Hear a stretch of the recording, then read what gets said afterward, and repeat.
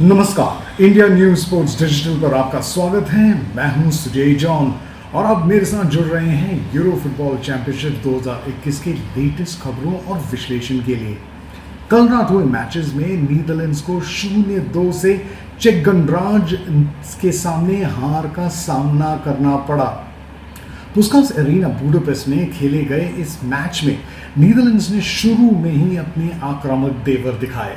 Check की रक्षा पंक्ति में व्लादिमीर कोफॉल, एंड्रेज सेलुस्का, थॉमस कलास और पैवेल कुद्राबेक को अपने विपक्षियों की तेज तर्रार खेल के सामने संघर्ष करना पड़ रहा था। तारीफ करनी पड़ेगी यारोस्लाव सिलाई की, जो उनके प्रशिक्षक हैं। उन्होंने अपनी टीम के मिडफील्ड को चौकन्ना और मुस्तैदी से तैयार किया ताकि वो अपनी डिफेंस के साथ तालमेल बना के खेलते रहें। मिडफील्ड के खिलाड़ियों को लिंकमैन भी कहा जाता है क्योंकि वो रक्षा पंक्ति के खिलाड़ियों और आक्रमण के जो खिलाड़ी हैं उनके बीच एक कड़ी की भूमिका निभाते हैं। और इस मैच में हॉलैंड के कैप्टन अनफॉर्चुनेटली जॉर्जिनियो वैन हेल्डम और उनके साथ जो दिग्गज स्ट्राइकर जो पूरे वर्ल्ड में माने जाते हैं कि अपने आक्रमण से गोल मारने में सक्षम रहते हैं, मेम्फिस डिपाई कुछ ज़्यादा नहीं कर पाए।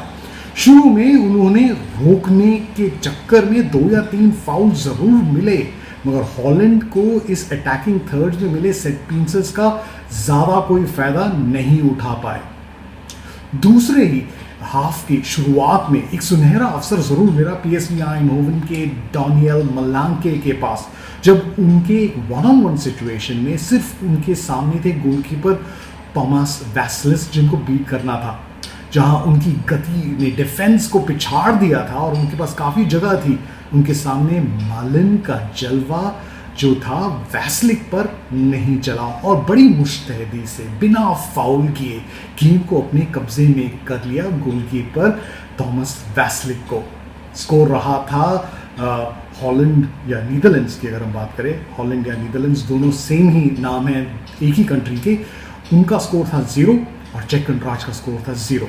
55वें मिनट में जैसे कि हम कह सकते हैं कि ज़मीन खिसक गई डच टीम के पाँव के नीचे से, क्योंकि जुवेंटस के जो सेंट्रल डिफेंडर हैं मथाइस डिलाइट, उनने डेलिबरेटली बॉल को हैंडल किया और वीएआर में जब इसको जांचा गया तो शुरू में जो पीला कार्ड दिखाया गया था उन्हें, उनको बदलकर लाल कार्ड दिखाया रशिया के रेफरी सर्गेई कैसेरेव ने। अब चेक गणराज्य के पास एक एक्स्ट्रा प्लेयर था और इस अतिरिक्त खिलाड़ी का फायदा और प्रभाव उनके गेम में धीरे धीरे बढ़ते आक्रमण में दिख रहा था। 68वें मिनट में एंटोन बराक का एक बेहतरीन फ्री किक और उस पर एक शानदार हेडर दागते हुए थॉमस होल्स ने चेक टीम को 1-0 की बढ़त दिला दी। इस मैच में तारीफ करनी पड़ेगी बायर्न लेवरकुसेन के पैट्रिक शिक की, जिनके हैरतअंगेज गोलों ने यूरो 2021 को जगमगा रखा है। 80वें मिनट में शेक को माइनस का पास दिया दौड़ते हुए होल्स ने और अपने पहले टच के साथ स्टेकलेनबर्ग को पहले पोस्ट पर चेक गणराज्य का दूसरा गोल दागते हुए विजय गोल दागा और उनकी खुद जो व्यक्तिगत गोल है वो बढ़कर 4 गोल पर आ पहुंची है और वो गोल स्कोरर्स की सूची में अपना स्थान दूसरे पायदान पर रखे हुए हैं, रोनाल्डो से सिर्फ 1 गोल पीछे। इस मैच को जीतकर चेक गणराज्य ने अपना रिकॉर्ड नीदरलैंड्स के साथ बरकरार रखा।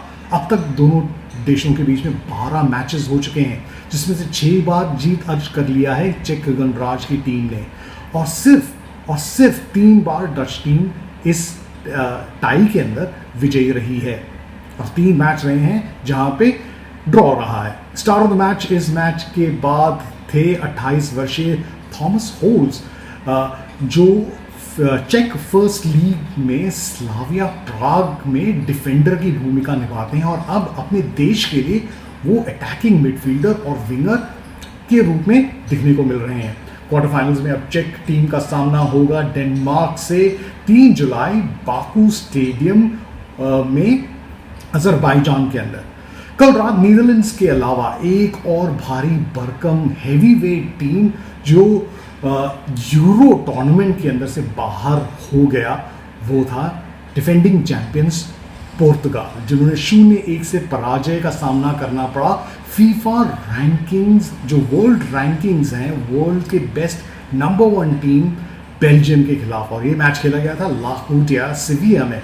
दुनिया के सुपरस्टार क्रिस्टियानो रोनाल्डो, जिनके 5 गोल ने उन्हें इस टूर्नामेंट का अब तक का टॉप स्कोरर बनाया हुआ था, इस मैच में कुछ ज़्यादा नहीं कर पाया। और उनके जो सहयोगी खिलाड़ी हैं, जैसे जाओ मोटिन्यो, जाओ पिलाना, रेनाटो सांचेज और ख़ासतौर की मैनचेस्टर यूनाइटेड में खेलने वाले बर्नार्डो सिल्वा और डिएगो जोटा भी अपना नाम स्कोर शीट पे या मैच के अंदर ज़्यादा इम्पैक्ट नहीं दिखा पाए। ज़रूरत थी एक टीम परफॉर्मेंस की, और ये देखने को मिला कैप्टन डी ब्रुयना और उनके भरपूर साथ देते हुए थॉमस म्यूलर, एडन हज़ार्ड और गोल मशीन रोमेलू लुकाकू से, जिन्होंने बॉक्स टू बॉक्स खेलते हुए डिफेंस में भी और अटैक में भी मुस्तैदी से अपना प्रदर्शन किया। एक गोल रहित फर्स्ट हाफ, कोई गोल नहीं रहा था फर्स्ट हाफ के अंदर, मगर 42वें मिनट में करीब 20 गज की दूरी से टोकन हज़ार्ड ने दाएं पांव से एक धमाकेदार शॉट से रूई पैट्रिसियो को बीट किया और बेल्जियम को 1-0 की बढ़त दिला दी। पोर्चुगल ने कुछ अच्छे मौके ज़रूर बनाए थे, मगर ऐसा लग रहा था कि पुर्तगाल एक 1 मैन आर्मी की तरह खेल रही है और पूरा गोल की जो निर्भरता है वो सिर्फ उनके कप्तान क्रिस्टियानो रोनाल्डो पर है। और तारीफ भी करनी पड़ेगी तुबाउ कोतवा की, जिन्होंने उनके ताबड़तोड़ प्रयास जो बीच बीच में रहे थे उनको सफलतापूर्वक विफल किया। 28 वर्षीय थोकन हज़ार्ड को अपना निर्णायक गोल और करामाती खेल के चलते इस मैच का स्टार ऑफ द अवार्ड से भी नवाजा गया। इस जीत के साथ डिफेंडिंग चैंपियंस पुर्तगाल हुए इस टूर्नामेंट से बाहर, और बेल्जियम का सामना होगा इटली के साथ क्वार्टर फाइनल्स में, जो 2 जुलाई को आलियांज अरीना म्यूनिख में खेला जाएगा। आज रात की जहां तक मैचेस की जो होंगे उसके बारे में बात करें तो क्रोएशिया का सामना होगा 2010 के विश्व चैंपियंस और 3 बार यूरोप के चैंपियंस स्पेन के साथ। ये मैच खेला जाएगा कोपेनहेगन के पार्कन स्टेडियम में। अब तक दोनों टीमों ने 8 बार एक दूसरे का सामना किया है, जहां क्रोएशिया ने 3 मैच जीते हैं और स्पेन ने 4 मैचेस अपने नाम किए हैं और सिर्फ 1 मैच ड्रॉ रहा है। स्पेन और क्रोएशिया दोनों ने ग्रुप मैचेस में धीरे धीरे अपना जादू बिखेरा। ग्रुप डी में क्रोएशिया ने अपने 3 मैचों में अपना मैच जो इंग्लैंड के साथ था वो हार के साथ 0-1 से हारे थे वो, और चेक गणराज्य के साथ 1-1 का ड्रॉ रहा और अपने आखिरी मैच में स्कॉटलैंड को एकदम से जागते हुए 3-1 से रौंद कर राउंड ऑफ 16 में अपनी जगह बनाई। स्पेन की अगर हम बात करें तो ग्रुप डी में दूसरे स्थान पर उन्होंने ये अपने ग्रुप मैचेस खत्म किए। पहला मैच उनका स्वीडन के साथ था जो एक गोल रहित ड्रॉ था। दूसरे मैच में पोलैंड के साथ वो 1-1 की बराबरी पर रहे और तीसरे मैच में स्लोवाकिया को 5-0 से पिछाड़ दिया स्पेन ने और प्री क्वार्टर फाइनल्स राउंड में अपना पांव जमा लिया।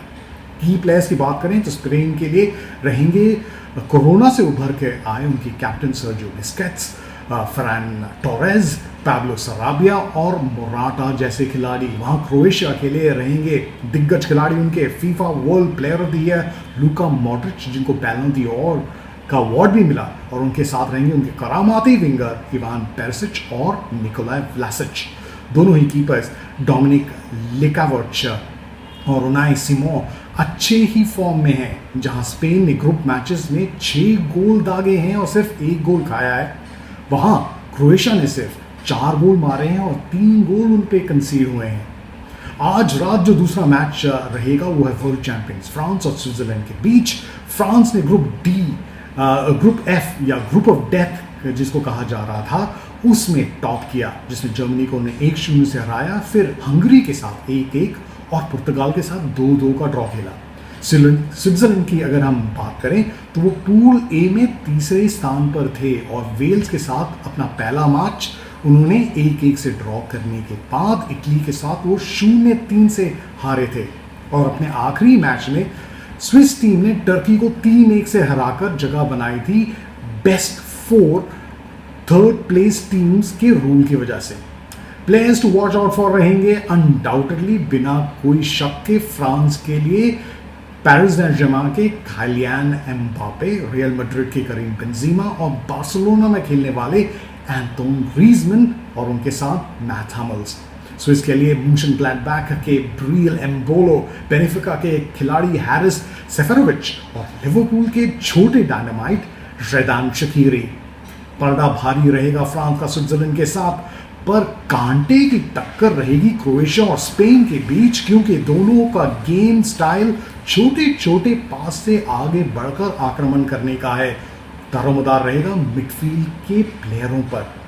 बड़े प्लेयर्स जैसे लूका मॉड्रिच और एम्बापे का कौशल भी इस गेम्स में अब भूमिका में आने लगेंगी, क्योंकि अब बड़े गेम्स हैं और बड़े प्लेयर्स की ज़रूरत है और उनकी मानसिक मैच्योरिटी का भी काफ़ी रोल है, जहां पर वो की प्लेयर से हटकर प्ले मेकर के रूप ले लेते हैं और असिस्ट से अपने प्लेयर्स को गोल मारने का मौका दिलाते हुए अपनी टीम को आगे ले चलते हैं।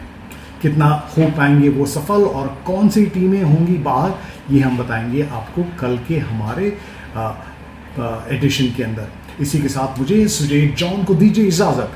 हम मिलेंगे कल यूरो फुटबॉल 2021 के ताज़े खबरों और मैच एनालिसिस के साथ इंडिया न्यूज़ पर। तब तक नमस्कार।